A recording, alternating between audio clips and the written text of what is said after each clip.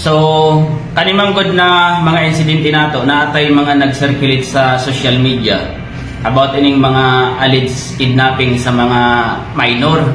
So, actually kahapon sa may mga tagkwanta, may na-report na tag-forward doon. Even kadtong mga nag-circulate sa social media. So, tagbalidit na mo adto, especially kadtong naunang na-forward sa amo, kadtong sa Surigao High. So, tag-check na mo adto doon sa sa Surigao High. So, basically pagpunta doon ng kanato ng intel unit nato sa kanang mga investigator. So, muna interview nato ang isa ka administrative officer. Basically, walang report sa ila at wala sab nahibawaan na adto na incident na may dinukot na estudyante doon sa Surigao High. At the same time na asab doon sa ang mga security guards sab tagpangutanan nato kung may nanotice sila, may na-report sa ila about adto na insidente. So far wala guide na na-report sa ila. Pero kadtong pagkahapon, mga bandang alas 2 or alas 3 na anang hapon, kaning barangay captain nato sa barangay Urok. So nagpunta sa police station. So actually nagdiretso guide sila sa sa opisina. Kauban niya ang iya na konsihal. So may bitbit sila na isa ka alleged na victim daw ng kidnapping. So basically tagpangutana nato initially kung anong nahitabo. Kadto gani na pagkakuan na kapitana, actually nakablattery siya dun sa sa barangay hall. May record sila doon kung gusto nyo pwede nyo i-check. So ang allegation adto na naadaw atong biktima naadaw diri sa gikan diri sa may Iglesia ni Cristo sa may Times ba ini. Tapos bandang alas 9 nagbaba siya kasi ang allegation niya magpunta sa Lunita. So adto siya sa waiting shed. So before gani adto tagpapangutana mo kasi ang allegation ng victim, nagbaba siya diri sa may sa may Iglesia ni Cristo tapos naghuyat sa may waiting shed ng tricycle.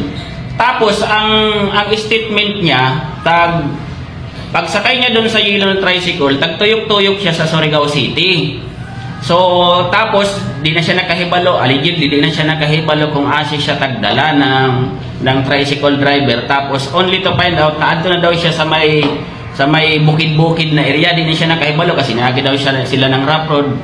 Hangtod na adto daw allegedly naghuyat ang isa ka black na van. So mao ganitong statement niya. Tapos ang panya doon sa statement na naay ibang mga babae na allegedly na nakagapos. Tapos kato daw nung pinababa sila tapos tagpila-pila, tagkuan siya ang statement niya na sinipa niya kadtong tao na nagunit sa iya. Mao to na nidagan siya, nitakas ba siya. Tapos actually dala-dalay niya gani adtong cellphone niya, nikaripa siya doon sa may bukid. Hangtod na nakaabot siya doon sa may highway ng Urok. So adto siya bandang kung dili ko masayop sa statement ng lending collector. Murag alauna to ng hapon nakita nila doon sa may highway kadto na alleged na biktima. To dinala nila doon sa barangay hall. So base doon sa initial interview na kapitan sa kanang barangay kagawad niya, mao lagi to nagikan siya diri sa So pagkahitabo adto, orderan ko ang intel unit sa mga investigator na i-review doon, mag-backtrack doon sa CCTV nato, kaning sa CCTV ng Surigao City sa CDRR. Before padto sila nakaabot diri sa sa CDRR MO, adtong victim sa kakadtong auntie niya, kauban niya doon kauban ng mga personnel ko doon sa van. So niagi guide sila doon sa tagpatudlo guide ng personnel ko sa kanang WCPD investigator kung asa guide siya talaga nag-stay. So basically tinudlo niya guide adtong kaning waiting shed diyan sa may baba ng Iglesia ni Cristo. So sure guide siya, confident guide sila na adto siya naghuyat. So ang binuhat sab ng diretso sa kahapon diri sa CDRR ang mga personnel. Tapos nireview na mo nireview nila ang CCTV. Nireview na kasi ang Surigao City is equipped na ng mga high-tech na mga CCTV.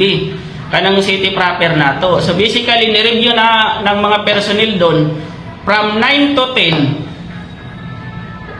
Wala na nakita doon. 9 to 10. Wala nakita doon kadtong alleged na victim na nagsakay ng tricycle. Tapos tinanaw nila otro ang 10 to 11. Wala gihapon nagtabang na gani ang personnel nato sa kanang sa CCTV monitoring nato sa CDRRM. Wala gihapon doon. Tapos mao to ni balik diri pagtan-aw sa between